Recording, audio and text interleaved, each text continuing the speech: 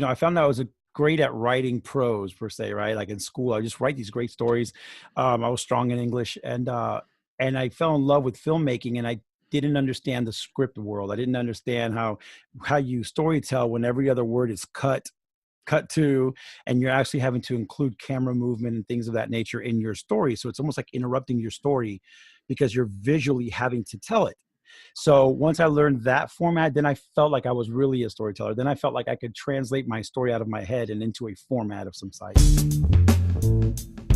From cave drawings to family histories to stories around the fire, humans crave order among chaos, connection amid isolation. So we tell stories. Our mission at the Storytellers Network is to bring the art of story to the masses. Whether you're in marketing, you're an entrepreneur, or you're developing your own personal brand, telling your story effectively can make the difference between celebrating milestones and collecting unemployment. The Storytellers Network strives to help storytellers tell their stories so you can learn from the best. Now, your host, the inbound evangelist himself, Dan Moyle. And welcome to the Storytellers Network podcast. I'm so glad you're joining me today because in this episode, kicking off season 3 of the Storytellers Network, where we focus on video storytellers. So it could be filmmakers, YouTubers, video, phone video, I don't know, whatever. We are talking to an award-winning digital media content producer, director, and editor, Niel Guilarte. Niel specializes in high-end media creation and post-production. He also works with entrepreneurs and creatives in developing and bringing their visions to life. So he's also a collaborator and a coach. And his documentary, The Messengers, that he was director of, it's called The Messengers, a podcast documentary. He directed and edited, is now on iTunes and Amazon, and we talk about that quite a bit. That's where actually I first heard of Niel. He's also host of the post-production podcast, All Things Post, and a founding member of the Florida Podcasters Association. He's not busy, at all, right? I don't think this guy sleeps. Niel is also the co-organizer, and he promotes Podfest, the second largest podcast conference for beginners and indie podcasters in the country, created by Chris Kremitzis. And that is actually where Niel and I finally met. And he agreed to come on the Storytellers Network, and here we are. So before we get into today's conversation, just a quick reminder, find us online at thestorytellersnetwork.com for more episodes, for the other seasons, for how to contact us, and for resources to help you tell your story. And if you like what we're doing here, please leave us a review on Apple Podcasts. It helps us to reach new storytellers. Now, without further ado, Niel Guilarte and his story. So there you go. The intro was all about Niel. So let's hear from Niel now. Thanks for joining me today, man. Oh, thanks for having me on the show. I'm excited to be here. Absolutely. So let's start where I always do, where you are in the country, because I feel like storytellers can be anywhere, but this season in particular, we're talking about video creators. So do you have to be in like Hollywood, California, or where are you? Not anymore, right? It used to be that way. I just moved back to Orlando, actually, where I had spent a long time growing up. So was in Tampa for 5 years, but we just moved back this past October. So I'm in the Orlando area now. Right on. So did the whole company move, as it were, or are you guys remote? Yeah, I moved everything back. I call it home, right? I've been here for a long time. I did live in Southern California, which is funny you brought that up. But yeah, I just moved everything. I feel like I went to Tampa, got my business degree. We made that movie, and I'm back here to bring all that business back home. Yeah, and speaking of that movie, that's where we, as I mentioned in the intro, where I learned about you was The Messengers documentary. So you're just all over the place. So let's talk a little bit about that. Your video and podcasting, you put them both together and you have The Messengers. Let's hear about that. Yeah, that was a little bit of a crazy thing. A little tiny backstory to keep it short is I was basically a filmmaker and video producer. So I had a video production business, and I used podcasting in 2014 as just a way to meet new clients, or I don't want that noise there, as a way to reach out and expand the business or whatever. And I never ever thought that podcasting would change my life the way it did, or that it would become the reason I finally got a film distributed everywhere. Never thought in a million days it would be for podcasting, but that's kind of what happened. Connected the two things together. And we created a film called The Messengers, a podcast documentary, which is now on Amazon Prime, and iTunes. And I bought it. I pre-bought it because a friend of mine talked about it, Wally Carmichael. And I went and watched it as soon as it came out. I had just met Chris at Podcast Movement. So this was a long time ago, but then when I watched it, it opened up my eyes to everything. So thank you for that. Oh, you're very welcome. It was an amazing project. We're very proud of it. And I'm just excited that the whole world could see it. Yeah. So do you consider yourself a storyteller, Niel? Oh, absolutely. I'm very proud to call myself a storyteller. Yes.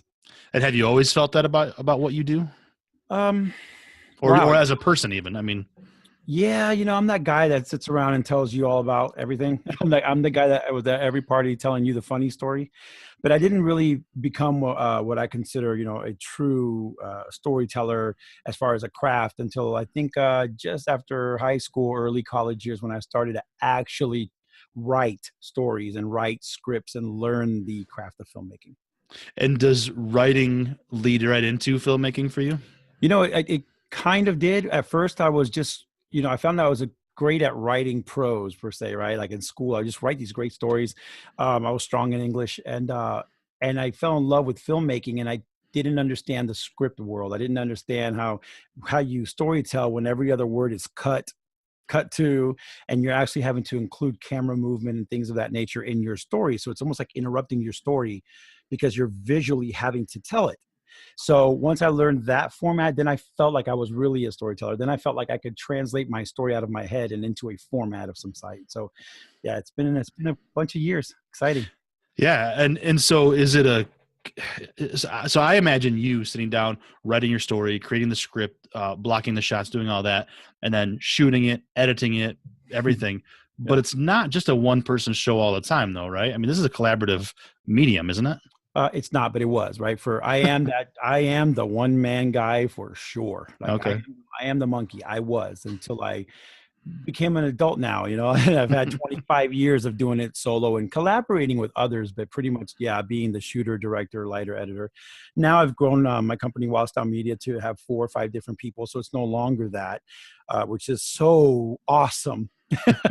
But yeah, you know what? My early career was really just me and finding friends that had the same passion. And then hopefully I got lucky that they were one of the other roles.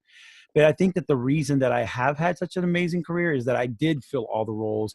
And I really felt like I disagreed for so many years with the you should only focus on one thing, because I think that the reason that I've been able to gel podcasting and filmmaking in the way that I've been able to do so that has benefited me the way it has, is because I did so many different roles that now I value the person who's taken that away from me now.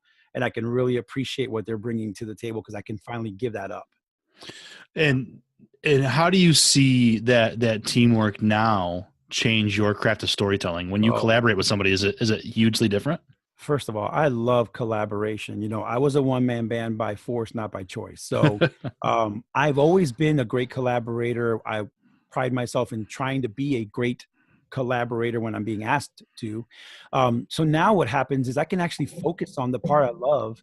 I can delegate some of the stuff that was more time consuming. I still love to edit because I believe that at least in the film world, and now in podcasting, the story comes together in editing. So, but right now, what's been great about having a team now, is that I can focus on being a storyteller on the front side as well, on the writing and the creating of the concept. And I don't have to be so, how you say it, in micromanagement as far as keeping that story intact all the way through editing. I can trust other people. And then when we get to the tail end, I can jump back in and make sure that it's coming together. So it just gives me a little creative breather. Yeah. Now, so I want to switch gears a little bit here, and researching you a little bit. I saw you were born in a different country than your English speaking country you're in. You're home now. Does that, so I guess, first of all, does that affect your storytelling, or is it kind of a universal language? I mean, I think anytime you're from a different place, wherever that be, you're going to be able to have two wells to pull from. So although I was raised in the United States and consider myself a very proud American, I was born in Caracas, Venezuela, and hearing my parents' stories in life, sharing with uncles and aunts, especially recently with the horrible government, and they're all kind of moving here. I'm actually being given stories all the time now, and so it's giving me another well to pull from. So I think that anytime and it don't have to be from a different place. It could be like you're from a broken marriage or something, like anything. Anytime you can pull from two wells, I think you're going to be a better storyteller. And I heard something I heard you say there too was you're a story listener, I think, right? Big time. Does that make you a better storyteller, do you think? Is that Absolutely. I personally believe so. I think you have to listen before you talk. I think we do way too much talking. And a lot of times when you listen, it's not just that you're going to get great tool sets that you could use for your storytelling. Sometimes it's those tiny little nuances, the way someone else told the story. I feel like people always feel like they need to add their 2 cents. And I try really hard to leave it untouched. If I don't need to fix it or put my spin on it, why? Why do it? I mean, what if, is it possible that I could weaken the story? Absolutely. So I try my best to be a little bit of a non-destructive storyteller, like I am a non-destructive editor. Um, and I definitely feel, like you said, that listening will give you a better edge, because then when you're going to talk, you're coming from a different place, right? You've absorbed it. You have time to chew on it. And then now you could regurgitate it in a better way. You can control how you release it. Great advice for storytellers out there right now, Yeah. wanting to make it big. So, so what do you love in particular about storytelling, whether it's video format or just orally or whatever it is? What's your favorite thing about telling stories? Man, I come back from the old, I used to, when I was a kid and CDs were cool, if you remember what those are. I do. I was in school and I was that geek that liked the Orson Welles radio stories, right? So like, in other words, even at a young age when I should have been into hip hop, I was telling my friends at school about Orson Welles, right? So I love listening to stories and the way master storytellers tell them. And then when it came to doing my stories, I just felt like I had a good place to start from. I knew sort of the format of a good story. It doesn't mean you're always right, but at least I knew where to start. I think a lot of storytellers struggle because they feel like it has to fit a format, whether it's a podcast like Serial or whether it's a film. They're trying to fit their story into a screenplay, or they're trying to fit it into a drama. I really feel like you should release the story on the paper, a digital recorder, get that brain dump out. Don't focus it on a format until the story is perfectly told the way you want it. Then I think at that point, adapt it to what you want to release it on. Does that make any sense? Yeah, absolutely. Yeah, the brain dump is so important. Yeah.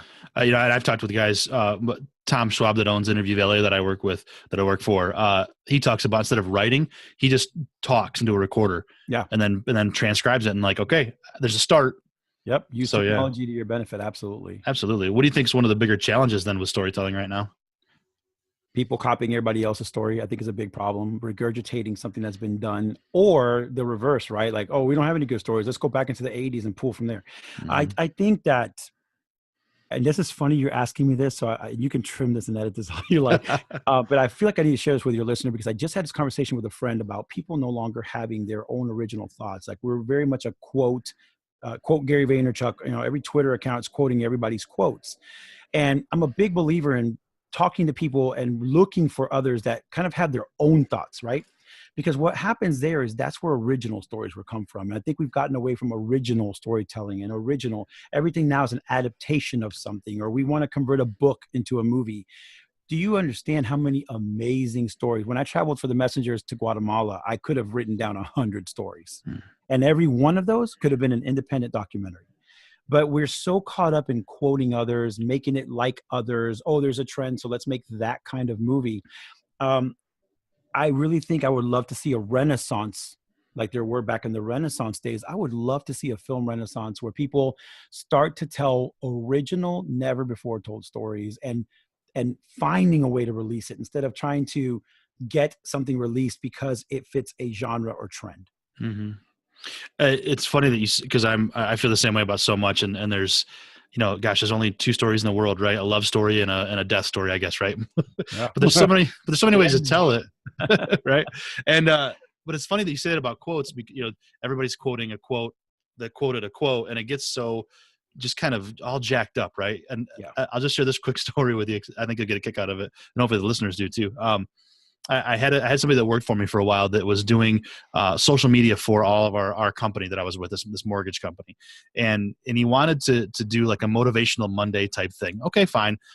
Everybody kind of does it, but maybe this will work. And I may have told him to do it. I don't know. But anyway, but he went and found a quote that was, "You miss 100% of the shots you don't take." Now, the thing is it's attributed to Wayne Gretzky. The problem is he took it off a satire site that attributed it to Lee Harvey Oswald. Oh. Now, the sick side of me finds it funny, but for a company, like, that's not okay, man. Anyway, because that's what we are. We're just a quote society. And so, like, there's never a real quote on the internet said Abraham Lincoln, right? That's just that's a good one. Yeah. Anyway. Yeah. So, all right. So you're not just a video guy. Obviously, you mentioned this, you're a podcast guy. You've got All Things Post, and you've been doing that for a long time. Yeah. What is kind of what is your favorite way to tell a story? Is it podcasting? Is it video? Is it everything? Ah, Different loaded reasons, question. If I right? answer one, I tick off the other crowd, right? They're so different. They're so different, buddy. First of all, filmmaking is always my chosen way. It's what I've always wanted to be. I love the medium of filmmaking because I can tell the same story with no sound as I can a whole different story as soon as I add sound, and it just gives me more tools to play with to control the story. And but podcasting has a unique space, a little more intimate. Yes, I do an interview-based show, but I try at times when I'm going to tell a story to really kind of use my voice intonations and things to sort of deliver those emotions that I'm trying to get. So they're different muscles that I'm using, but I would say filmmaking is my favorite just because of the different mediums, and I can play with more brushes than just audio. Yeah. Now, so on the other side of that, what's your favorite way to take in a story? Ooh, movies. Yeah. I still think movies, but well, no, let me not say that. That's my favorite traditional way. I still love good old fashioned sit down next to me and tell me a great story, Grandpa. What I call fireside chats, whether there's fire or not. I love when people travel or something and then they start telling me all these stories. They don't even realize the passion that they're unloading when they're excited about it. So that's still the way I love to hear things. I love talking to elderly people. I love talking to people that have been through something, former military. Those guys are loaded with amazing stories, and I love being a conduit. Matter of fact, to a little example, I just recently interviewed a gentleman in Ohio that was one of the last people in Alcatraz. So I got to sit with him for 4 hours as he told me jaw-dropping stories about Alcatraz. And as I showed him an Alcatraz book, he could literally point and say, I was the one that drilled that heater hole. I'm the one that did this. And he just recently passed away, rest in peace. But I got to sit there as a filmmaker and just absorb 4 hours of Alcatraz that I never lived through. Yeah. And then at the end, he says, and I trust you two guys that'll be the ones to tell my story. And so that's sort of my favorite way to take it in person from the person that lived it. In person is incredible. I worked for a long time with the Honor Flight program with World War II vets and Korean War vets. Same kind of thing, man. Just sitting there listening to them and being able to retell their stories for them and continue that legacy. It's incredible. Oh, yeah. We should never complain. That's all I have to say. No kidding, right? When you talk to these guys, you're like, I'm so spoiled. I know, for real. So let's explore a little bit of that collaborative world that you talked about earlier. You used to be the one person shop, the one man band, as it were, and that was great. But now in the greater world of video, so often, you're a director that works with an editor, or you have to work with producers or the subject matter, the actor or the interviewer or whatever. How does that affect your storytelling? If you're the director and you have a story you want to tell from the writer who was the original storyteller, how does all that work together? I mean, how do you navigate all that? Oh yeah, good questions. And I feel torn every time you ask me one because I literally have two answers. And they both conflict each other. It's funny. Right? That's the best part. Because I am coming from me always sort of controlling it, and because I felt no one had the passion that I had, so I got to control every aspect of it. But now I'm such a different place. Like right now, I feel like the minute I start bringing in everybody else's ideas, instead of fearing that they're watering my idea down, I'm trying so hard to embrace what they're adding that I could never bring to it. So I think it's more finding a balance yourself as a storyteller to learn to stop being fearful and in control and fearing that and taking away that thought process of everyone's watering down my story. You control that. So if I brought you to a table and you and I start collaborating and at first I'm embracing everything and you're giving me these amazing ideas, I should be able to speak up or say something when I feel you've turned from oil to water and you're just watering down. And I think it's more people as storytellers learning how to start and stop the collaboration, learning how to better control the flow of collaboration, because you still need a leader, right, to put it all together. So for me, the way it works now is I had to be a better communicator so that I set up the framework better. That way they can collaborate better. So the more you're trying to control, the less framework they have to grab onto. And then you're mad at them that they're slipping off the framework all the time. But you're the one putting the oil on the framework. That makes any sense. So really my advice to your listeners is get out of your own way. It's scary as hell. But guess what happens? I found every time at the end of the project, end of the podcast, end of the movie, it's so much more robust and richer. And I still get the end say. I'm the editor. I still get that end say. But even if I didn't have it, right, embrace people's adding their seasoning to your idea, and it's going to be great. And does that kind of bleed over into live events? So I'm leading you into this one because Podfest, right? So you work with Chris and all these other great guys and this great Yeah. team, men and women both. Yeah. Does that bleed over into live events too? Oh my God, does it? We had Chris and I had the same arguments when we're working on anything for Podfest in the 10 months we shot The Messengers. There's an entire podcast called The Messengers. If you just want to hear us fight in the car, a lot of people don't know it exists. It's a podcast hosted by Dave Jackson where they interviewed us the entire time that we were making the movie. But yeah, absolutely, whether it's a live event, whether Chris and I are running the Florida Podcast Association, whatever we're doing together, because he is the visionary behind it. I'm just always honored to be a founding member of everything he does. But whether I'm helping him in those things, we have figured out a collaboration method that works for us. But that took a while. We've had good amount of arguments. So yeah, it does bleed over, but it's been sort of what has made it fun is that it is different. So every time we do something together, we have to keep relearning and retooling our collaborative spirit. Just because we made a great movie does not mean we're going to put together a great event. But you do, so let's just say that. Thank you so much. So what I heard you say in there too is when you're collaborating, you're going to have you're going to butt heads, you're going to have arguments. Oh yeah. But don't take it personally necessarily, and have the grace maybe to just kind of let it go. You got to remove that personal, and I'm the first one. He'll tell you what Neil said. He removed the personal. He's the first one. We had literally an epic battle. If you listen to that podcast, there's an epic battle because he wanted to remove the word award-winning from editor when I had made the trailer. Right? Because we wanted to show this film is being produced by people that have won some accolade, right? It's just kind of reinforce the movie. He felt we're setting the bar too high. You better take it off. So even something like that, as simple as collaborating on our credits was a problem, right? But we'll do it. So yes, I say every day, my last meeting I had right before this awesome interview was telling people on my team, it's never personal. It's never personal that I'm striking an idea down or that you strike mine. We've got to remove that. So you have to, I guess I'll end it with this. You need to do what's best for the project, not what's best for you. And I'll leave it right there. You can quote that on Twitter. And is it, now, how difficult is it to compartmentalize the project from the I mean, I put my blood, sweat, and tears into that. That's got to be hard, right? Hard as hell, Yeah. man. Because there's always a piece of you. It's like sending your child to school for the first time, and you know that now this teacher's going to influence them. Other kids are going to influence them, and I'm going to that. A little 4-year-old right now, just going to school for the first time.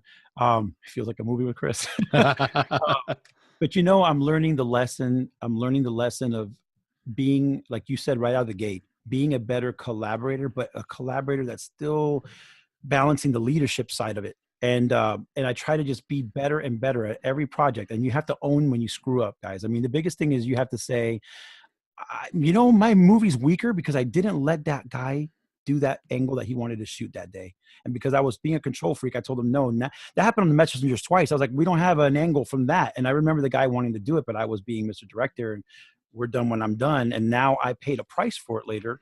And the movie suffered a tiny bit because it didn't benefit from that angle that he wanted. So yeah, Gotcha. Get out of your own space, man. Get out of your own space. And just a sidebar, how does being a dad affect your storytelling? Oh man, it depends if I sleep, right? My daughter gives me a motivation factor as far as grind that helps me deliver the story, right? Because it's going to get done because daddy has to deliver this ball. But it hasn't, I shouldn't say it's affected me a ton in the sense that the stuff that I still want to tell stories about have been around before her. What she does is just give me the inspiration to stop talking about it and start making meetings and get the phone calls going. Because at the end of the day, no project, you can't complain that others are winning Oscars or others are winning awards or others are garnering success, because the only difference is they made a phone call on Monday morning you didn't make, which was to call that next step person and say, how do we get this project rolling? And so she motivates me in that sense. But storytelling is still something that I also want to tell something that's relevant, or I want to impact at a time because I want to change relevance, right? What's popular right now. So I base it on that first, and then she's my motivating factor to get it done. All right. Well, it checks off my inspiration question, so we're good there. Oh, one last question, man. We're going to be done sooner. What are you doing? No, I got more. Don't worry. Every time you talk, I think of 5 more. I'm writing having down fun. Here. So I want to talk a little bit about the tactical, I don't know, whatever it's called, equipment side of things. How does technology and other media affect storytelling? In particular, I kind of want to know a little bit about like VR, yes, and some other stuff. So how do you see that landscape? Bro, it's huge. I mean, the impact of gear in storytelling is so big, it's not even funny. I mean, literally, I think that a simple technology shift could literally alter the whole movie you were going to do, because now something's available, right? Something that can either help your story or it's going to hinder it. So a good example, if I want to just pull from a simple example, is DSLRs, for example, right? Everybody got out there, everybody felt like a movie maker. Then all of a sudden 4K comes out. 4K requires real lighting. You can't fool the camera as easy as you can a DSLR, where you could lie to it, change the ISO, open up your f-stop a little more, and you still can shoot. With these bigger cameras, yes, they have more resolution. Yes, they're better, but they require you to actually bring a lighting crew now. It alters the decision of where you shoot. Do you scrap that whole scene? Do you still do it based on the technology? But if you look at things like VR, AI, all these things that are coming to the table, even look at like Avatar, when they created, cameras that shot in Z space, for heaven's sakes. Like they literally changed the way they recorded the movie to deliver an outcome for us. So technology, I really think when you're thinking of your story, this is what I tell people. First, tell your story with no limits. Tell your story as if there was no technological limit or help. Then once you are ready to start production, sit down and look at your budget and then buy into as much technology as you can, in the sense of easing your production and opening as many doors visually for yourself. Because down the road, you're going to want to make another one of these, or you're going to want it to last into decades from now. So you want to shoot in the highest format possible, per se. But don't let technology stop your storytelling. Because I just did an entire movie on DSLR because it was simply a budgeting thing. We could have made it with more drone shots, but obviously it's a budget. So I think of it first, then I apply technology, and then I hope technology helps me along the way. And certainly don't not make a movie due to technology. There's always a workaround. And how would you envision like something like VR telling a better story in like documentaries, let's say? Man, I don't know if this answer might not be popular. I don't know if it'll tell a better story, right? I think it'll give a more immersive story. I think it'll give a better sensory of entertainment of your story. But you can make a crappy VR story. Mm-hmm. Right. So I think that these type of technology changes surely give a director or a DP a better way to immerse the audience. So I see the future of like VR. I see even them integrating now augmented reality, things like that, into video space. I think that it's going to give us a more robust enjoyment of a great story. But you can have a crappy movie, fill it with VR, and it's still a crappy movie. Yeah, a bad story. You can't polish a turd, right? Well, to kind of end that thought is our job as storytellers, and you please tell me if you don't agree, but I think that our job is to tell amazing stories that impact people, right? That create an emotion or control an emotion, per se. And I think that these tools are just ways to get you deeper. The roller coasters now that added the VR goggles are still the same roller coaster, but they've given you a more immersive ride because you no longer can see. Now you feel the movement, but you see whatever they're programming into your headset. They're giving you a deeper enjoyment of the same boring ride. And I think that's the difference between technology and better storytelling. I think you still got to be a great storyteller. The technology is just going to allow you to go deeper so that the audience can get a richer experience. Oh yeah, absolutely. And I had this I have this discussion with a friend of mine who is a video storyteller later on in the season as well. And he talks about how everybody's using drones now. Yeah.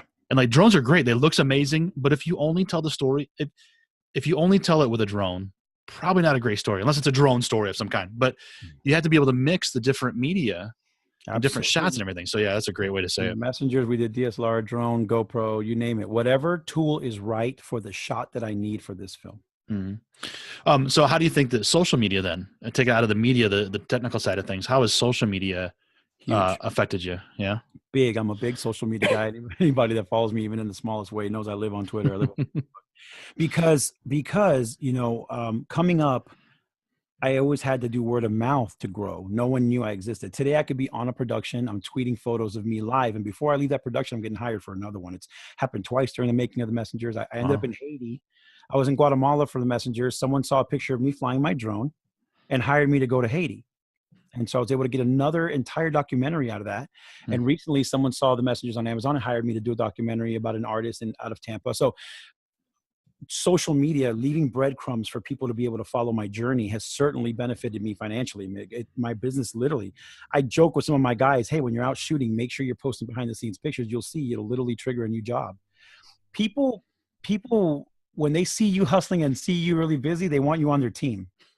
If you're not leaving a social path, I guess, or a social crumb, they don't know where to follow you to. You're leading them to your last week's post, right? So social media is incredibly powerful. I think everybody should be using it. The power of Facebook Live and things like that to bring them in to your world is so important. And I think essential for any storyteller today. So you mentioned Facebook Live. Do you think that things like Facebook Live and our phones here like this, anybody can be a storyteller? Does that bother you as a professional at all? Dude, you're good. Or as an artist? Man, that's a tough question, okay? Because when I was a kid, I wanted to have the equal competition. I wanted to be put on an equal footing so I could compete with everybody else. I spent most of my youth trying to prove I could. So I guess it's a double-edged sword. Having the technology available to everybody should put a little fear in everybody that now the little guy has a chance to compete with you. However, you being like me, a creator of content, we also know that just giving someone a camera and a laptop does not make them a great filmmaker. I just had this conversation the other day. Someone said, wow, you share so much about what you learn on ATP. You're kind of giving it away. What are you doing? And I always say, I could give them literally every step, my whole studio, give them access to every toy I have, and they will not make what I make. So the answer to your question is, it doesn't make me nervous. What I am kind of fearing is that there's a lot of crap being made in the effort to get out to where anybody feels they can just make anything. And I just fear that they don't have what kind of we had coming up, which was, let me learn from the masters so that I can become a master. Now it's just like, oh, we can all do Facebook Live, so let's just get on. We can all do YouTube, so let's just get on. And I think it makes for my, a less robust story pool. So I'm hoping that somebody out there, or maybe they hear us today, they say, I don't just want to be a storyteller, I want to be a masterful one. Mm-hmm. Yeah, I think that's a key right there, is the master. Yeah. I do like the idea of democratizing the creative process. Yeah. Just like you, Neil, I think it helps us to be better. It makes me want to be that much better of a storyteller, because any person can grab that camera or that phone or type or do whatever. So yeah, but it's also incredible to see some of those that are coming out that you never would have known, you never would have heard from. That's so cool. Let's talk for a second business wise. If you're like an entrepreneur like me and you have a video production business, it's affected me financially that now everyone is DIY, and what's happened is it's taken away the big dollar projects. There's nobody else wanting to pay me 50 grand for a video. They want to pay me $2 because there's a guy out there with a great 5D full frame camera that could do this job for $1,500. We've had to literally rethink our entire business model to survive in a social media world. So, but guess what? When they want to do a documentary, they still want us to bring out the big guns. They still want us to bring out the big tools. And going back to being a master at your craft and whatever it is, whether it's being a chef or being a filmmaker, is someone that has the budget, or a corporation, or whether it's just someone that's willing to invest in their dream, in the end of the day, they're going to put their money behind the pro. Because the pro will deliver the desired result. Good things to keep in mind, for sure. So I want to get down to a question that I struggle with myself. What is one or two words, a phrase that you might use to describe the best story out there, the best kind of story, the best story that would really move you? Wow. Short phrase for the best story that would move me would be, tell an authentic story with a ton of passion. That's it. I just want to hear authenticity and that you're passionate about your story, and then the rest I can bring as the viewer. So if that's the phrase you would use, what would you apply that to be your favorite story, do you think? Wow, man, that's so many stories to pull from. An authentic, passionate story, aside from the Bible, That's which is probably honestly me is my main one. But I'll give you a good example of a childhood favorite is like Rocky. It couldn't get made, difficult to get made, but he kept telling an authentic story, true to himself, fought to stay in it, used his passion to sell it, and it got made and became one of the greatest movies of all time. So I think Rocky would be an example of one of my childhood favorites that applied authenticity and passion. That's a great one. I like that. That's a new one. Yeah. Not new, but yeah. Yeah. One I hadn't heard yet. That's good. I like that. So if you have the authenticity, you have the passion, you have the story, and you've created it and you've learned from the masters, how are you supposed to get it out in the world today with all this noise going on? Oh, pay a lot of money. No. Yeah. I want to caution your audience. No, yes, everybody says that now you have YouTube and everybody has distribution, but let's keep it real. That's free distribution. Everybody can see it for free. You're not making a dime. We learned a lot making the messengers, having to go through third-party companies just to get to iTunes because they have their own barriers to weed out the projects and try to get only the projects that are of caliber. There are companies whose job is to stop you there. So yes, part of my real answer is the more you pay into that situation, the more hurdles you could sort of overcome. But today's way is obviously use the social media channels to market it. Yes, you can use YouTube and Vimeo to get it out to the world if you're not looking to monetize it. So that's a quick way. If you just want to build your name as a filmmaker or a content creator, yes, use those obvious ones. But today I would say get a third-party distributor, like maybe a distributor, for example. Let them help you get it out to iTunes, Amazon, because now that we've been there and we can measure how our product did, anything we do next, we can now build those measurements, those expectations into the project. Like I now know the QC that they put me through for that movie. Like I will be so much more careful shooting messengers too at this point. But I'd get it out using distribution methods. And I hate to say it, you got to have some cash to pay for that. Because when you're willing to pay to play, you will pass up some of the small hurdles that are put there to slow you down and weed you out. Okay. So it's not just a matter of free social media anymore, right? No, because if you really believe in anything, I mean, think of NASCAR. They can go get the car, but they still got to get sponsors. Mm-hmm. So anything that you really believe in that you want to put into space, like they did with the Tesla, you have to put cash behind it. We live in a money world. I would suggest any beginning storyteller, filmmaker, you need to have 5,000 to 7,000 in your pocket just to get distribution channels rolling. Yeah. Good advice. So you're a guy that I would consider has made it. And I don't mean like you're done creating, but you've made a name for yourself. You're on IMDb after all. You're an award-winning editor. You're a director. You've made it. Do you ever look around and kind of go, "Yeah, I'm doing okay"? Actually, you making me blush because I always wonder if I have. Right? I always feel like, did I actually get somewhere? Am I officially made it? But I put in the time for sure. 27 years, and when I saw the messengers hit Amazon, I broke into tears, not because I was being just emotional, but I felt like I finally went full circle. I felt like I could finally point, my resume went from my business card to, no, just turn on Amazon, look that up. There's my name as director. And that did something for me where, like you just said, I finally felt like I've made an impact that's visual and provable versus just, I made it. I think all my awards didn't mean anything until Amazon came around, right? So, but I'm still very humbled and I still feel like there's so much more to achieve. But yes, I do. When I look at my daughter today, I do feel like Daddy has made it in the industry from when I started at 17 years old, 44 now. And I feel like I have made a name. I feel like I earned my stripes to walk around the industry, but I still have so much to do. And I want to work with so many more people. And I feel like there's so much more I want to master. But thank you for the compliment. And but yeah, it's tough to kind of take. I'm a very humble person. So. Nothing wrong with humility. So does part of making it include working with certain people? That's what I heard from you. It includes working with people, but it's more about the right people, right? I've made a lot of wrong choices coming up, working with wrong projects or investing in my time and effort as an editor into the wrong projects that went to nowhere. I think one big thing is to kind of forecast before you involve yourself in projects to see if the people involved have had either proven records or they're just a uprising star. But be more careful before you get on the ride. I think you might shorten the disappointments and enhance your chances of making it with the right project. Certainly meeting Chris, his drive to get it to Amazon at all costs. We crowdfunded in ways I don't think anybody has. So like we did whatever it took, and then getting that sweet moment. I don't know if you remember at last Podfest, we had lost my father-in-law the day I was supposed to premiere the film, so I had to show a unfinished version. And just this year, they showed the completed version a year later, and it was just like, wow, like I can't believe that we even had major loss and we still delivered that football. But it was because I chose the right partner. So it's about choosing someone that has your equal passion and equal drive to deliver the football. And then, hopefully everybody likes it, and then you can say you made it.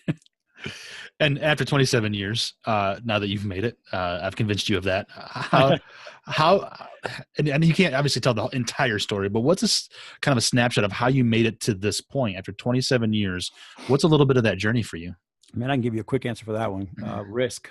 Mm-hmm. I've always been a risk taker, and I always feel very bonded by people that are constantly telling me not to do so much. Don't be so risky. You should play it safe. Get a real job, blah, blah, blah. You know, my entire career, I would take the risk that many people told me not to. Mm-hmm. And I can't even lie and say they were always calculated, right? Because I think that the journey for me was, you know, I came from another country. My dad moved me to California. Hello, movie Mecca. Got a taste of that. I was on the set. I got not on the set, but I got to see when they shot Charles in Charge back in the early '90s. Shows like Facts of Life. I got bit by that bug. Moved to Orlando the same year Universal Studios Orlando opens up. I graduate high school. Won a contest at Universal Studios, which then led for me to open my business. Started doing weddings and videos. I worked for the police homicide department. I was the producer for the mayor of Orlando, Journey. All the way till 2013 when I left and went to Tampa on a total gamble, 100% all in my own business. A year later, started podcasting, which I didn't even know what it was. A year later, was speaking on podcast cruises, going to podcast conferences. All Things Post got sponsored. I mean, all the way up to now where I did the messengers. It did so well that I was able to parlay that into business growth that allowed me to move back and sitting in the room right now where I left when I was 17 to be a filmmaker. So my studio now is exactly 30 years later, I'm sitting in the editing bay where it all started. So it's risk. Taking risks when everybody else tells you not to is how you get to where you want to go. That's huge. That's something to keep in mind for all those young storytellers. Yeah. No, don't be sorry. But you know, it's everybody's job to tell you no, and it's your job to prove them otherwise. Everybody's job to tell you no, your job to prove them otherwise. I like that. Yeah. That's tweetable right there. Awesome, Neil. All right, man. So it all comes down to this one for you. I want to know that if you could only tell one last story, what would that story be? Oh, but that made me sad. If I had to tell a story, I would love to tell the story of how my dad brought us here and filled us with dreams for all of us to, my brothers and sisters, there's 6 of us, for all of us to become who we become. We've all become really successful, but I would love to tell the story of him leaving with 0 and getting us here. And everyone's done that story, but I'd love to tell it regardless because the one story I haven't told is the one that I most admire, which is my father and his dream to bring us here. Of course, my mom, but my dad's vision was to bring us to America, which has given us all so much. And so I would love to tell his story from his perspective and can only hope that he's proud now that hopefully we fulfilled all of his dreams and our own. But that would be my last story if I had to pick one to end the ball game with. And is he still with us? Yeah, he's still with us. He's getting a little older, which might be a little bit why it's a sensitive issue. Like I told you, I just came back to the room that he let me start in, right? My company was born in this room. My dreams were born in this room. And so even kind of talking to you and you telling me that I made it, it feels weird in this room. 30 years later, someone is sort of validating the long journey. And it's almost hard to hear it, right? Yeah. I just hope that before my dad is gone, that he sees that we fulfilled his dreams. And I would love to at some point make a movie or something about his life. Well, I hope you do. I think that'd be a fantastic story of hope and success and absolutely and everything. So cool, Neil. Well, hey man, thanks for your time today. I appreciate it very much. No, of course. Actually, it's been a really fun interview. I'm actually sad it's coming to a wrap. Me too. Where can people find you and your company and the movie and everything? Is there one central location that's easiest? Sure. I mean, I live on Twitter and Facebook. If you follow me at Niel Guilarte, and then on Facebook, same thing. Wild Style Media is my company. If you go to wildstylemedia.net, or you can just look at me up on Twitter at Wild Style Media. And my podcast is All Things Post. You can find that on iTunes or just go to allthingspost.net. I encourage you to listen and give me your feedback.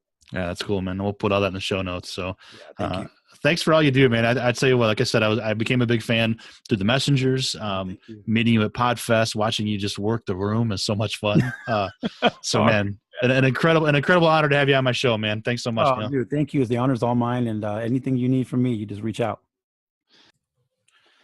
3, 2, 1. Thank you so much to my guest, Niel Guilarte, for coming on the Storytellers Network. Be sure to visit Niel online. You can find all those links that he mentioned in our show notes. And if you enjoyed this episode, please consider sharing it all over the place and share Niel's story. I love his encouragement and his advice. It's great stuff. Go to Twitter, Facebook, Instagram, LinkedIn, email it to somebody, text it.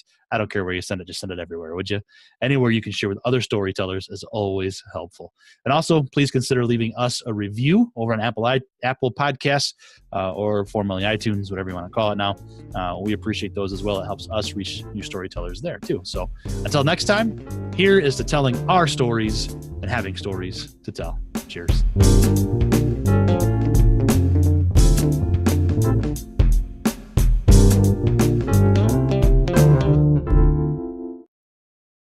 Three, two, one.